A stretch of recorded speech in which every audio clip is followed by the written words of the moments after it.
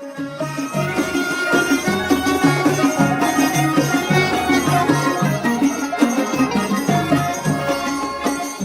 আমি কই যাবো, শক্তি বস্ত হইল না।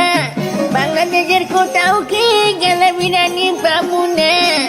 আসিনারি কত বুঝাইছি, বাড়াবাড়ি করো না। জনগণের চেষ্টা গেলে দেশে জায়গা পাবা না। কোনো কথা না শুনে শেষ পর্যন্ত পলাইলো। এখন আওয়ামী লীগ করছে, 15 আগস্টে শক্তি বস্ত হইল না। বিরিয়ানি আমরা কই পাবো।